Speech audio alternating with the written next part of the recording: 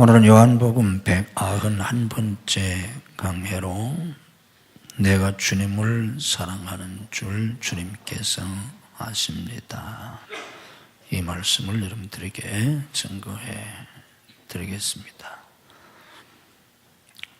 갈보리와 디베라를 경험한 사람은 절대로 실패하지 않는다.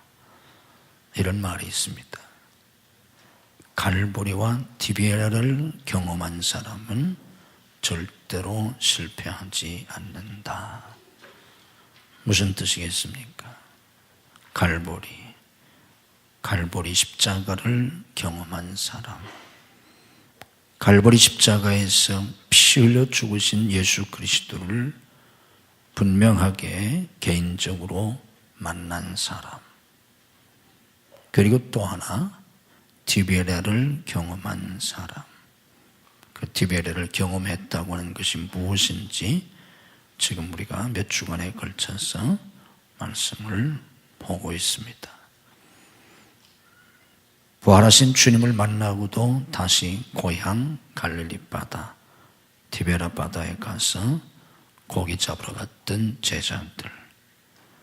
밤새 고기를 잡았지만 한 마리도 잡지 못했는데 우리 주님께서 그 새벽 디베라로 제자들을 찾아가셨지 않습니까?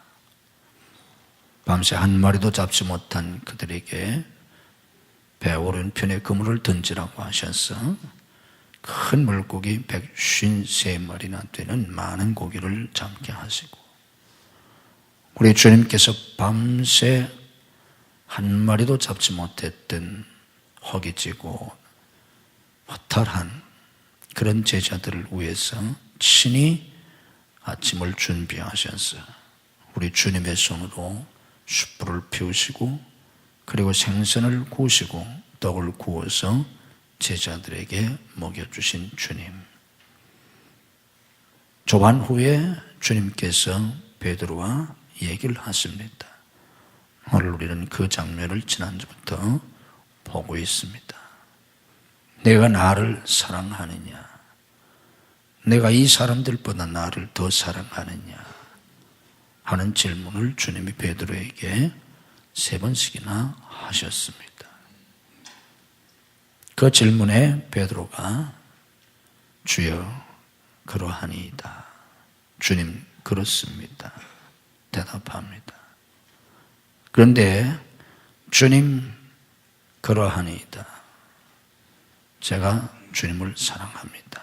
그것으로 끝나지 아니하고 거기에 덧붙여서 오늘 우리가 상고하려고 하는 내가 주님을 사랑하는 줄 주님께서 아십니다 하는 말을 덧붙입니다.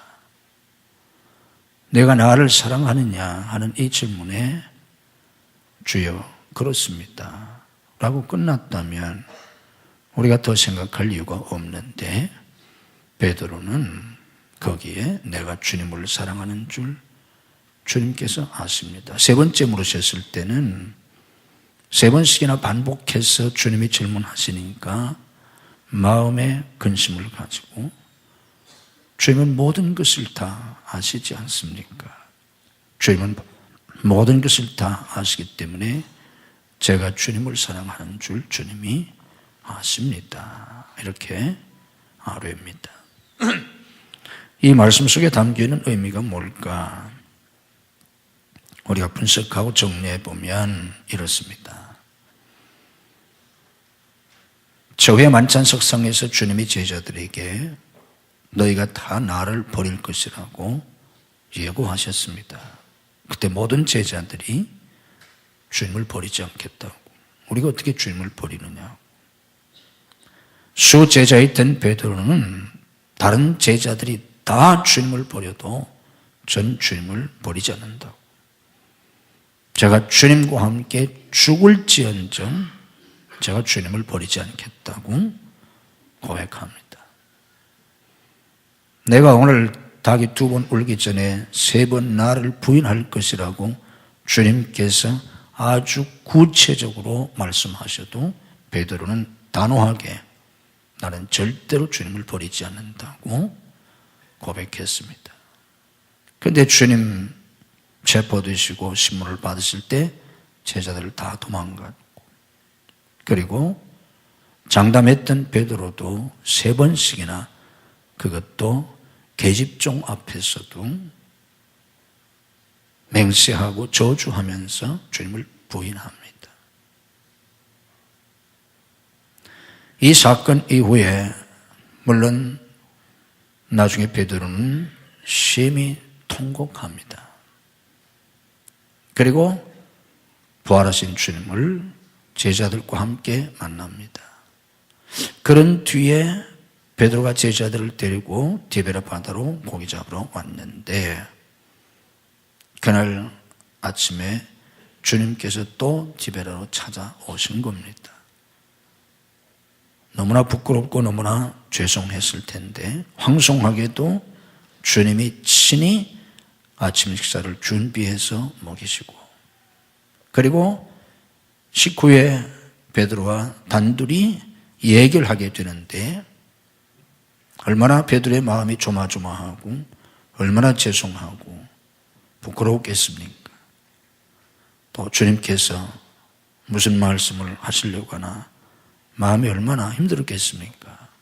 그런데 그때 주님께서는 베드로가 또 다른 제자들이 주님을 버렸거나 부인한 것에 대해서는 한 말씀도 하지 않으시고 단지 내가 나를 사랑하느냐 하는 질문만을 거듭 하셨던 겁니다.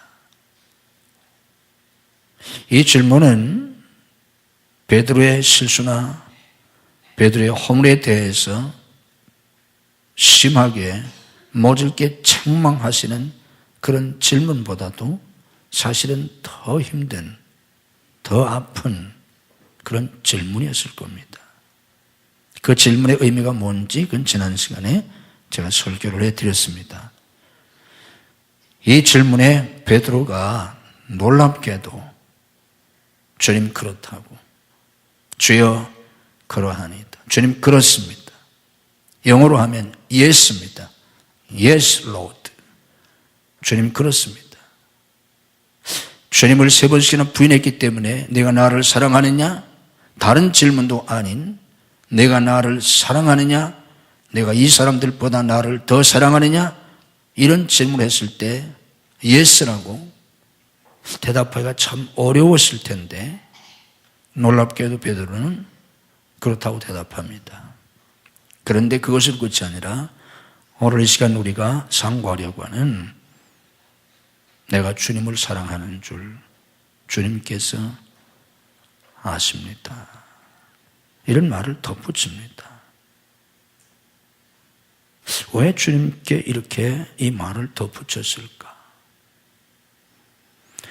자, 이제 우리가 이 말씀을 구체적으로 생각하기 전에 이때 주님께서 내가 나를 사랑하느냐고 베드로에게 질문하실 때 이상하게도 주님께서는 베드로라는 이름을 부르시지 아니하시고 요한의 아들 시몬이라고 부르십니다. 베드로야, 내가 나를 사랑하느냐? 이렇게 묻지 아니하시고 시몬아, 요한의 아들 시몬아, 내가 나를 사랑하느냐? 이렇게 물으십니다. 왜? 우리 주님께서 베드로란 주님이 지어주신 이름인데 베드로란 이름으로 부르시지 아니하시고 시몬이란 이름으로 부르셨나? 아마도 주님께서는 지금 자기 자신이 한 짓을 너무나 잘 알고 있기 때문에 주님 앞에 심히 부끄러워하는, 주님을 3번씩이나 부인했던 그 베드로에게 내가 나를 사랑하느냐고 질문을 하시면서 반석이란 뜻을 가진 베드로란 이름으로 일부러 부르시지 않고, 만약에 베드로가 그 이름대로 정말 반석이었다면, 반석 같은 믿음을 가지고 있었다면 주님을 부인했겠습니까? 그것도 3번씩이나 주님을 부인했겠습니까? 그래서 우리 주님께서는 반석이란 뜻을 가진 베드로라는 이름으로 부르시지 아니하시고 그의 본명, 육적인 이름이었던 시몬이라는 이름으로 그를 부르시면서 그 부르심 속에 베드로의 그 심정을 주님은 꿰뚫어 보시고 다 알고 계시고 그리고 이해하고 동정하시고 계심을 그 시몬이라고 불러주시는 그 이름 속에서 담고 있는 것입니다. 그 질문에 베드로가 그렇다고 대답하면서도 내가 주님을 사랑하는 줄 주께서 아시나이다. 이렇게 대답한 건 이 대답 속에 베드로의 심정이 담겨 있습니다. 베드로는 갈릴리에서 고기나 잡아먹던 아무 특별할 게 없는 보잘것없는 어부였습니다. 그런데 정말 놀랍게도 정말 특별한 하나님의 은혜로 예수님의 제자로 사도로 그것도 수제자로 부르심과 세우심을 입었습니다. 그때 그 시대의 예루살렘에 당대에 탁월한 그런 인물들이 많이 있었을 텐데 배경이나 혹은 출생 신분이나 학력이나 경력이나 인물 때문에 있어서 당대에 내놓으라 하는 그런 인물들이 얼마든지 있었을 텐데 우리 주님께서는 아무 보잘것없는 저 갈릴리의 어부였던 베드로와 그의 동료들을 주님의 제자로 부르시고 사도로 세우셨습니다. 그리고 그들은 인류 역사상 그 누구도 받지 못한, 경험하지 못한 최고의 공부를 합니다. 이 세상에 그 어떤 현자나 그 어떤 철인이나 그 어떤 선생과도 비교할 수 없는 예수님 밑에서 배웁니다. 그것도 하루에 몇 시간씩이 아니라 24시간을 함께 살면서 무려 3년 동안이나 예수님께 교육을 받습니다. 베드로와 그의 동료들 이전에 그 어떤 인간도 이런 훌륭한 교육을 받은 적이 없고 예수님 이후에 세계에서 제일 가는 대학에서 공부를 했다고 할지라도 예수님 밑에서 3년 동안이나 공부한 그들과는 비교할 수가 없습니다. 그렇게 그들은 인류 역사상 가장 훌륭하고 위대한 교육을 받았습니다. 그런데 결과는 참담한 실패였습니다.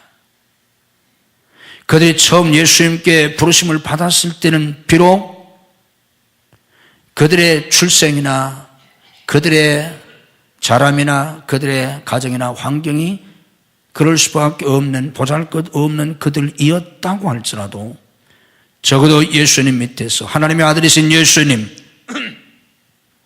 인간의 몸을 입고 오신 하나님이신 예수님 밑에서 3시간도 아니고 석 달도 아니고 3년이나 교육을 받았으면 이제는 대단한 사람이 되어야 됐을 텐데 주님을 그렇게 부인하고만 처참하게 실패한 베드로, 3년 동안 그렇게 교육을 받았음에도 불구하고 달라진 게 별로 없는 자기 자신을 보면서 베드로가 얼마나 마음이 아프고 얼마나 낙심하고 좌절하고 깊은 갈등과 자괴감에 빠졌겠습니까? 처음부터 주님의 사도가 될 자격이 전혀 없었고 그런데 하나님의 값 없는 그리고 예수님의 특별한 은혜로 사도로 부르심을 받고 교육을 받았지만 그럼에도 불구하고 여전히 별로 달라진 게 없는 그런 자신의 그 부끄럽고 처참한 모습을 보면서 아마 그가 디베라 바닷가로 고기 잡으러 갈 때도 그런 심정 때문에 이제 나는 주님의 제자가 될 수 있는 자격이 전혀 없는 사람이라고 다시 부활하신 이전보다도 더 영광스러운 그 주님을 뵐 낯이 없다고, 그 주님의 제자로 더 이상 머무를 수 없다고 생각했기 때문에 스스로 마음을 정리하고 고향으로 고기 잡으러 갔을 수도 있습니다. 이런 베드로에게 주님이 내가 나를 사랑하느냐고 물으시는 겁니다. 참으로 어려운 질문인데 베드로가 사랑한다고 대답합니다. 그러면서 내가 주님을 사랑하는 줄 주님께서 아십니다 하는 말을 덧붙입니다. 이 말씀 속에 담겨있는 베드로의 그 심정, 베드로의 그 말의 뜻이 무엇일까? 우리 주님께서 베드로에게 내가 나를 사랑하느냐? 하는 질문을 할 때 그 주님이 사용하신 사랑한다는 단어와 베드로가 내가 주님을 사랑하는 줄 주께서 아십니다, 내가 주님을 사랑한다고 할 때 사용했던 단어는 조금 다릅니다. 주님이 사용하신 단어는 아가파오란 사랑한다는 동사고, 베드로가 내가 주님을 사랑하는 줄 주님이 아십니다, 그때 사용했던 사랑한다는 단어는 필레오란 동사입니다. 둘 다 사랑한다고 그냥 외국엔 다 번역이 되어 있지만 미세한 차이가 있는, 또 어떤 사람은 굉장한 차이가 있다고 설명도 합니다만은 좀 다른 단어입니다. 주님께서 내가 나를 사랑하느냐고 질문하셨던 아가파오란 그 단어를 써서 그대로 나도 주님을 사랑한다고 대답하지 아니하고, 사랑한다는 의미를 가진 단어이긴 하지만은 좀 다른 의미가 있는 필레오란 단어로 왜 베드로는 대답을 했을까?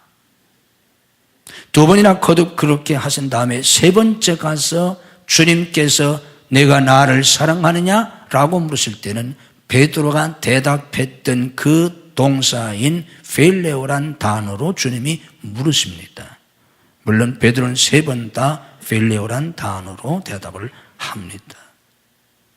이 베드로의 대답 속에도 베드로의 그 심정이 담겨 있다고 믿어집니다. 이게 무슨 뜻일까요? 정리하면 이렇습니다. 베드로는 예수님을 세 번씩이나 부인하고 나서 깊은 상처와 그리고 실망과 처절한 자괴감에 빠져 있습니다. 그리고 자기 자신을 처절하게 되돌아보았습니다. 생각하면 생각할수록 나는 처음부터 주님의 제자가 될 사람이 아니었습니다. 주님께서 자기 배에 오셔서 바닷가에 있는 사람들에게 정말 한 번도 들어보지 못한 하늘나라의 진리, 천상의 메시지, 천국의 복음을 전파해 주시고, 그때도 밤새 고기를 잡았지만 한 마리도 잡지 못해서 그물을 싣고 있었는데, 말씀을 마친 주님께서 깊은 데로 가서 그물을 던지라고 하실 때 깊은 데 가서 그물을 던져보아야 한 마리도 잡히지 않을 것 같지만 그분의 말씀에 의지해서 그물을 던졌더니 그물이 찢어질 정도로 그물이 잡혀있고, 이런 신비한 경험을 한 뒤에 그분께서 나를 따라오너라, 내가 너를 사람을 낳는 어부가 되게 하리라 하실 때 마치 무언가에 홀린 사람처럼 그 어떤 신비한 어떤 힘에 휩싸인 것처럼 자기도 모르게 주님을 따라 나서긴 했지만,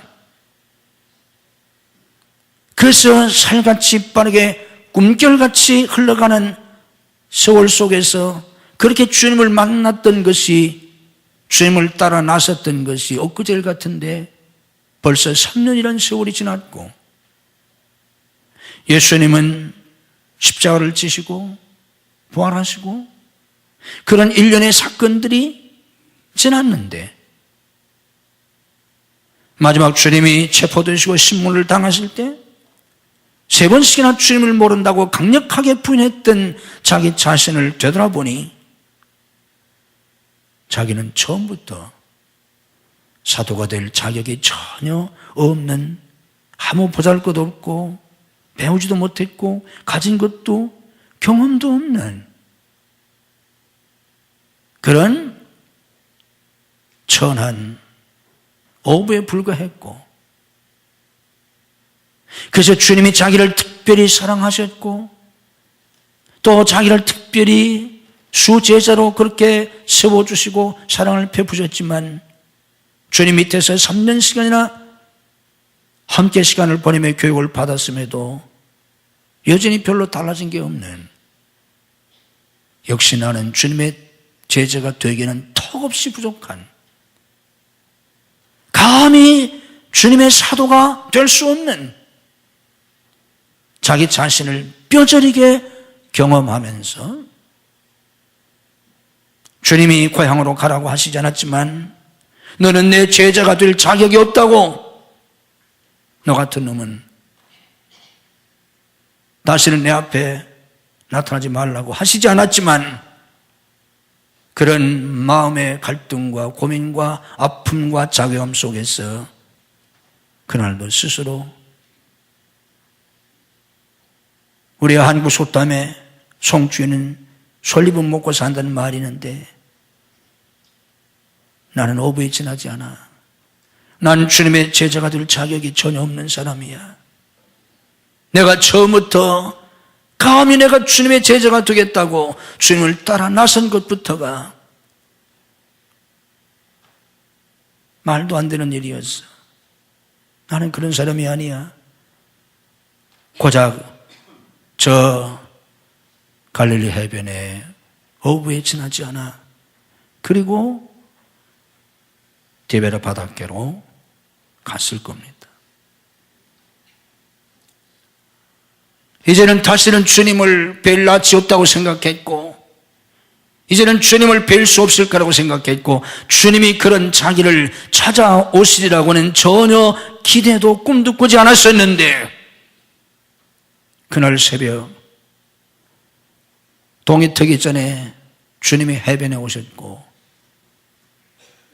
그날 아침 주님께서 친히 조반을 준비해서 먹여주시고, 주님께서 자기와 둘이 얘기하시면서 내가 나를 사랑하느냐고 물으시는 겁니다. 그때 감히 베드로가 어떻게, 무슨 낯으로 제가 주님을 사랑한다고, 심지어는 주님의 첫 번째 질문이 내가 이 사람들보다 나를 더 사랑하느냐고.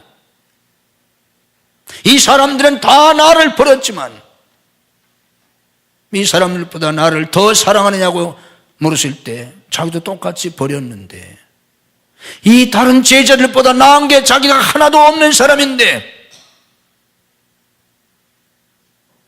어떻게 주여 그렇습니다, 내가 주님을 사랑한다고 대답할 수 있겠습니까? 그런데 베드로는 그렇다고 대답합니다. 주님, 그렇습니다. 그러면서 거기에 덧붙인 말이 제가 주님을 사랑하는 줄 주님이 아십니다. 이런 말을 덧붙입니다. 뭐가 어떻게 된 걸까요? 이거를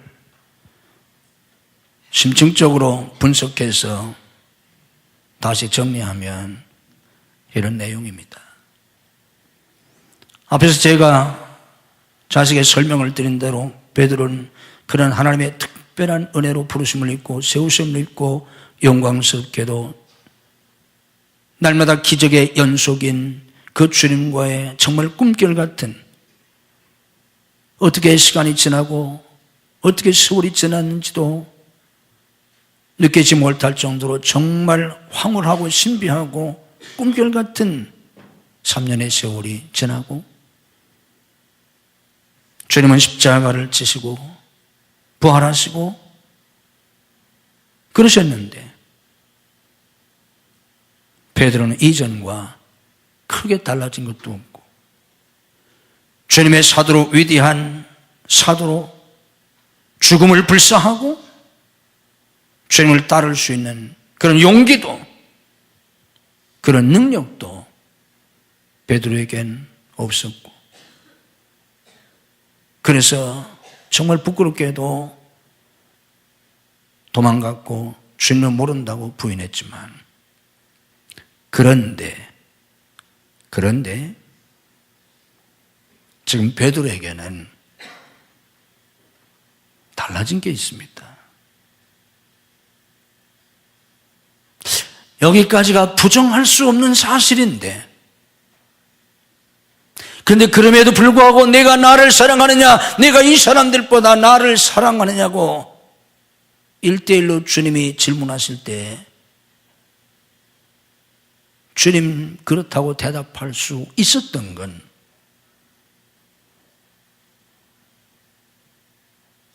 지난 3년 동안에 주님과 함께 했던 그 시간들 속에서 베드로가 위대한 사도가 된 것도 아니고 무슨 굉장한 능력의 사람이 된 것도 아니고 그렇긴 하지만 베드로는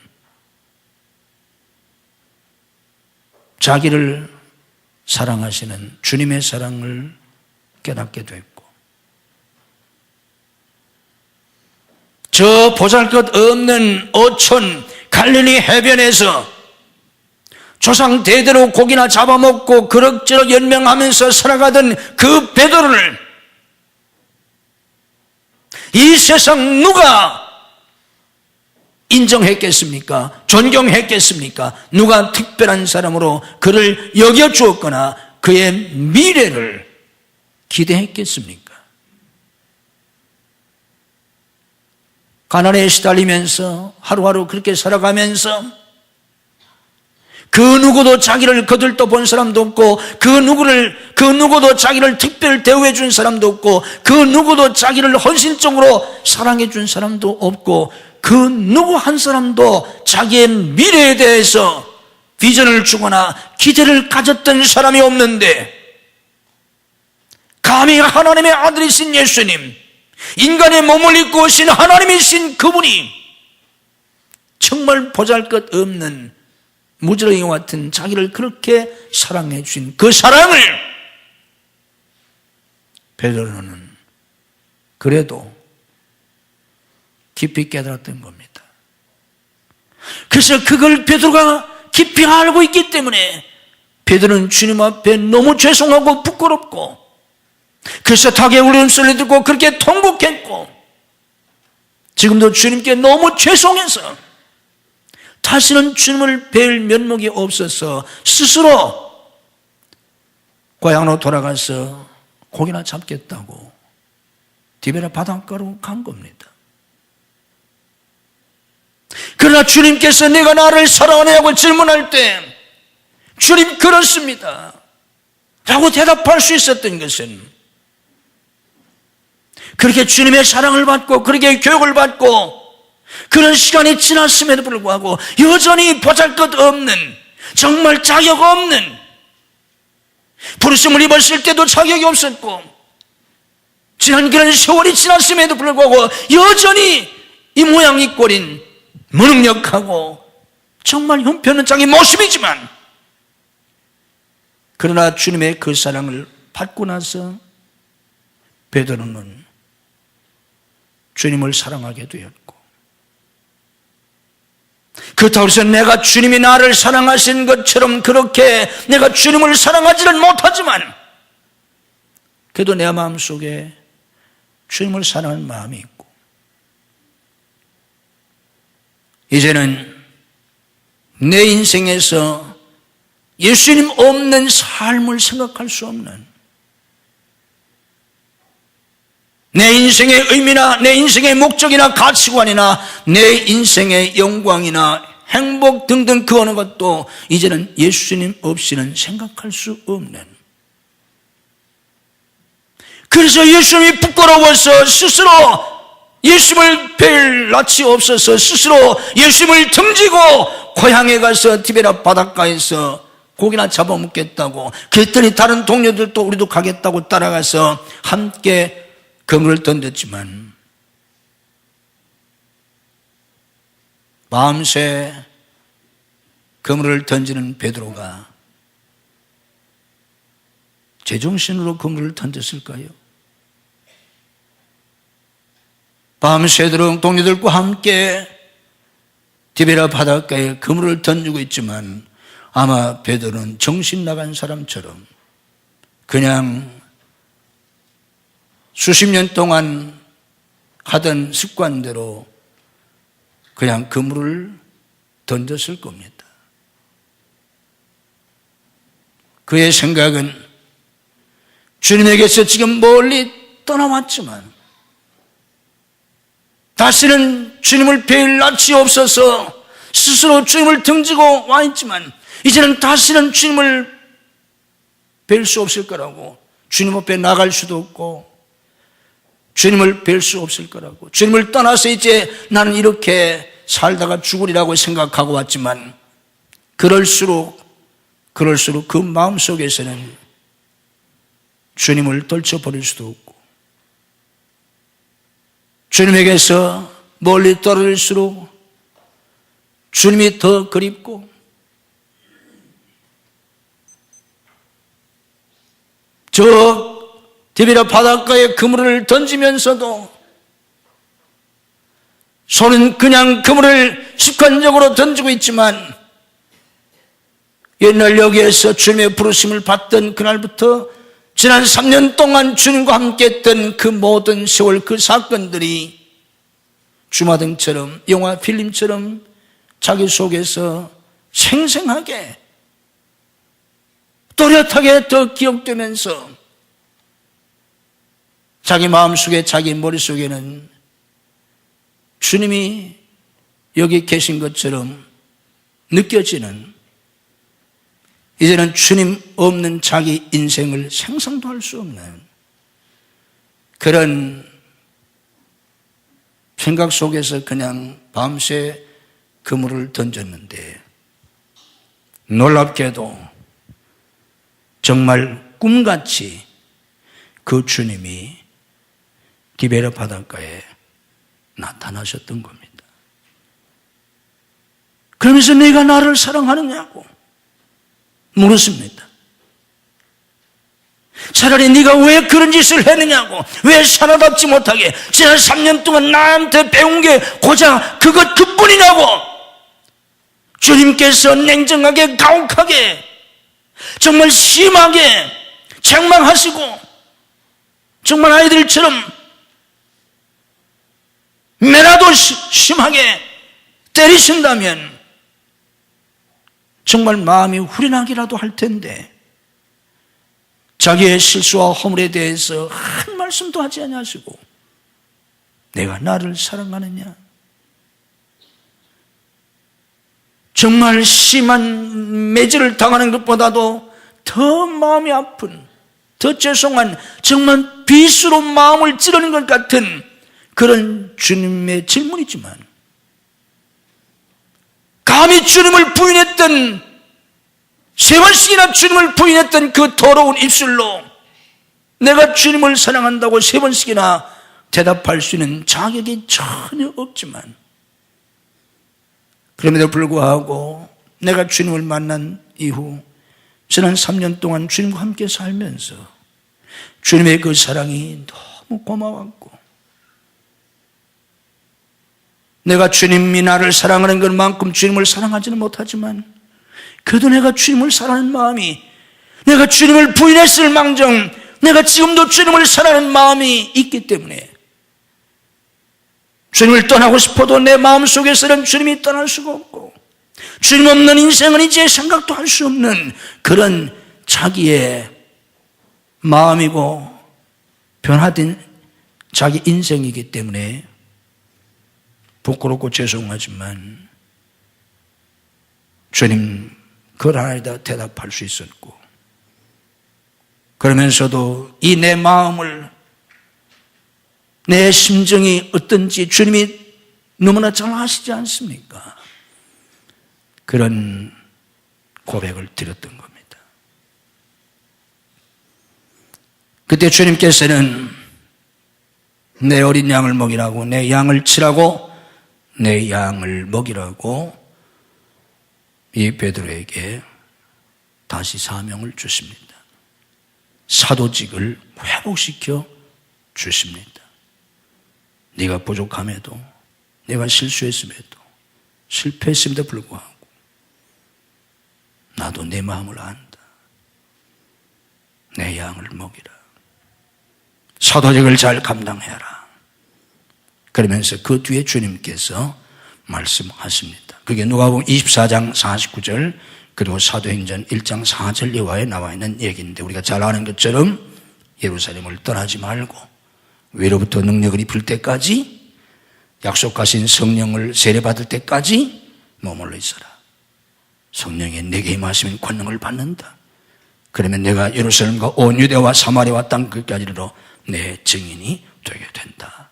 주님이 말씀하셨고, 베드로와 제자들은 주님의 그 분부, 주님의 그 말씀대로 주님께서 승천하신 다음에 예루살렘 마가 요한의 다락방에 모여서 열흘 동안이나 간절히 기도하다가 오순절 성령을 받게 됐고, 성령 받은 그들은 나가서 더 이상 나약한 제자들이 아니고 또 주님을 부인하는 자들이 아니라 목숨을 바쳐 순교하기까지 위대한 사명을 감당하는 사도들이 되었던 겁니다. 앞에서 제가 말씀드린 것처럼 모든 성도들, 모든 하나님의 일꾼들은 갈보리를 경험해야 합니다. 갈보리 십자가에서 내 죄를 대신 짊어지고 피 흘려 죽으신 예수 그리스도를 개인적으로, 인격적으로 만나 그분의 피로 죄 씻음을 받고 그분의 생명으로 거듭나야 합니다. 아멘. 그리고 그리스도 안에서 그들은 자라야 하고 그리스도 안에서 하나님 나라를 위해서 일하게 됩니다. 주님이 세워주십니다. 그러나 우리 모두는 다 실패하게 되어 있습니다. 예수님의 제자들만 그런 게 아니라 우리 모두는 다 실패하게 되어 있습니다. 그래서 우리는 디베라를 또 경험하게 되는 겁니다. 우리가 아무리 선한 소원을 가지고 의지를 가지고 때로 작심하고 결심하고 아무리 기도한다고 할지라도 결국 우리는 사명 앞에서 실패하게 되고 뼈저린 실수와 실패를 하고 베드로처럼 우리 자신을 되돌아볼 때 정말 처음부터 우리는 하나님의 일을 할 자격이 없는 사람이고, 저 같으면 목사가 되기에는 턱없이 모자란, 처음부터 목사가 될 자격이 전혀 없는 존재라는 걸 알게 되고, 신학을 공부하고 목사 되고 어쩌고 저쩌고 했음에도 불구하고 여전히 무자격자인 나 자신, 여러분 같으면 집사로, 권사로, 장로로, 교사로, 속장으로, 뭐로 처음부터 내가 이런 하나님의 일꾼이 되기에는 처음부터 전혀 자격이 없는, 그리고 교회 안에서 기도를 하고 은혜를 받았음에도 불구하고 여전히 달라진 게 별로 없는 그런 자신의 모습 앞에 절망할 수밖에 없는 그런 과정을 경험하게 될 것입니다. 근데 그럼에도 불구하고 주님께서 우리를 버리지 아니하시고 디바레에 찾아오신 것처럼 다시 우리를 찾아오시고 주님께서 우리를 붙잡아 주시는 것은 여러분이 정녕 갈보리 십자가를 경험했다면, 그리고 나서 내가 신앙생활을 함에도 불구하고 크게 달라진 것도 없고 변화된 것도 없는 것 같지만 정말 진실로 갈보리 십자가를 경험한 사람이라면 그래도 그 주님의 사랑을 내가 깨달았고 그 주님의 사랑에 감사하고 그리고 내 속에 주님이 나를 사랑하신 것처럼 그렇게 완전한 사랑으로 내가 주님을 사랑하지는 못하지만 내 속에도 주님을 사랑하는 마음이 있고 내가 위대한 사도도 위대한 집사도 위대한 장로도 위대한 목사도 아니지만 그러나 이제는 주님 없는 내 인생은 생각할 수 없는, 내 인생에서 주님이 빠져나간다면 내 인생의 존재의 의미도 가치도 영광도 행복도 축복도 상상할 수 없는, 그래도 주님 안에서 변화된 우리 속에 그것이 있다면, 비록 우리가 실수하고 실패했음에도 불구하고 주님께서는 우리를 긍휼히 여기시고 우리를 귀히 여기시고 붙잡아 주십니다. 그리고 주님께서는 여전히 우리를 향해서 나는 너를 사랑한다. 나는 처음부터 지금까지 그리고 앞으로 끝까지 너를 다 알고 있다. 나는 너를 버리지 않는다. 세상 끝날 영원히 너와 함께한다. 낙심하지 말아라. 두려워하지 말아라. 포기하지 말아라. 성령을 의지하고 성령의 충만함을 받으라. 성령이 너희가 임하시면 너희가 권능을 받고 예루살렘과 온 유대와 사마리아와 땅 끝까지 이르러 내 증인이 되리라고 말씀하신 것처럼 너도 성령 능력 안에서 너도 승리할 수 있다. 주님이 우리에게 말씀하십니다. 우리도 이 진리를 깨닫고 우리가 부족하지만 그래도 내 속에 예수님의 생명이 있고 주님의 사랑을 알았고 내 속에 주님을 사랑하는 작은 사랑이라도 있고 이제는 주님 없는 내 인생을 생각할 수 없는 주님 안에서 변화된 나라면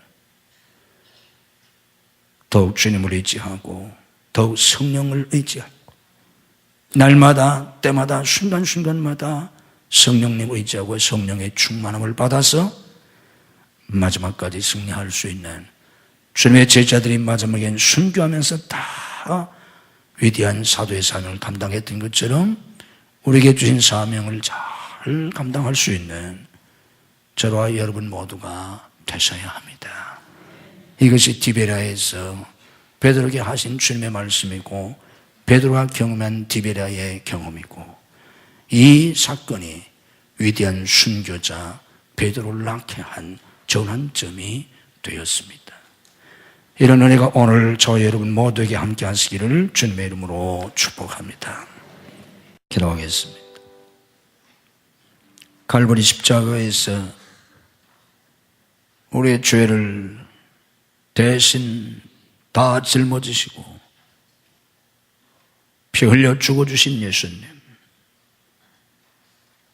우리가 갈보리 십자가의 예수님을 개인적으로 인격적으로 만나 우리는 예수님의 피로 죄 씻음을 받고 예수님의 생명으로 거듭났나이다.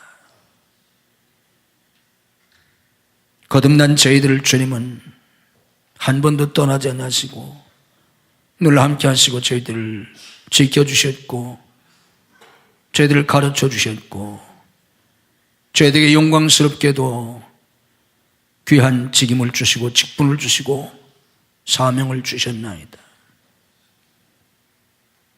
그러나 저희들은 본래 구원받기에 합당치 못한 100번 지옥과 마땅한 죄인들이고 예수 믿고 구원받은 다음에도 여전히 부족하기 짝이 없어 하나님의 일보다 세상 일을 앞세우고 육신의 연약함과 환경의 어려움 그리고 사탄의 유혹을 이기지 못하고 사명을 제대로 감당하지 못했습니다. 처절하게 예수님을 부인하고 실패했던 베드로와 동료들, 그래서 스스로 부활하신 영광스러운 주님을 배일 낯이 없어 다시는 더 이상 사도라 일컬음 받을 자격이 없어 스스로 주님을 등지고 디베라 바닷가로 고기 잡으러 갔던 베드로, 밤새도록 그물을 던졌지만 머릿속에서는, 마음속에서는 온통 주님에 대한 생각으로 잊어버리고 떨쳐버리고 뒤돌아서려고 해도 결코 버릴 수 없는, 그럴수록 더 새록새록 저 티베르 바닷가에 물속에 있는 고기는 하나도 보이지 아니하고 그 바다가 화면처럼 지나온 3년의 세월 그 속의 사건들이 새록새록 기억되고 펼쳐지고 나타나는 그 사건들 속에서 회한의 눈물을 흘리고 죄스러움의 눈물을 흘리고 아쉬움의 눈물을 흘리면서 그렇게 미친 사람처럼 정신없이 밤새 그물을 던졌던 베드로, 너무나 죄송스러워 주님을 영영 떠나고 싶지만 그럴수록 주님이 그립고 주님의 모습, 주님의 손길, 주님의 품, 주님의 목소리가 그리워서 마음속 깊은 곳에서 견딜 수 없는 주님에 대한 그림으로 가득 찼던, 그럼에도 불구하고 이제는 다시는 주님을 못 볼 줄 알았는데 그날 새벽 꿈결처럼 호련히 그 바닷가에 찾아오셨어요. 신이 그 손으로 조반을 만들어 먹이시고, 요한의 아들 시몬아, 내가 나를 사랑하느냐는 그 질문하실 때 그렇다고 대답할 면목도 자격도 정말 죽기보다 대답하기 어려운 대답이었지만, 그러나 주님을 만난 이후 지난 3년 동안 주님과 함께 사는 과정 속에 아무도 자기를 사람처럼 여겨주지 않았고 그 누구도 자기를 존귀하게 여기지 않으며 사랑해 주냐고 기대하지 않았지만 하나님의 아들이신 예수님이 자기를 사랑해 주신 그 사랑이 너무나 고맙고 너무나 감격해서 주님처럼 사랑하지는 못하지만 그래도 그 속에 주님을 사랑하는 마음이 있기 때문에 내가 비록 주님을 부인했을지라도, 나는 처절하고 실패자일지라도 내 속에 주님을 사랑하는 그 마음이 내 속에 있기 때문에 그런 죄송하고 외람되지만 주님 그렇다고 대답을 할 수밖에 없었고, 내가 주님을 사랑하는 줄, 내가 그럼에도 불구하고 주님을 사랑하는 줄 주님은 다 알고 계시지 않습니까? 그들은 눈물에 고백을 할 수 있었나이다. 오 주님, 어찌 디베라의 베드로만 그런 경험을 하고 살겠습니까? 모든 하나님의 사람, 모든 신실한 주님의 종들, 모든 사역자 일꾼들이 그런 경험을 하지 않은 사람이 어디 있겠나이까? 그때마다 주님이 찾아오시고 우리를 책망하지 아니하시고 보잘것없는 사랑이지만 그 사랑을 귀히 여기시고 사랑을 다시 확인시켜 주시고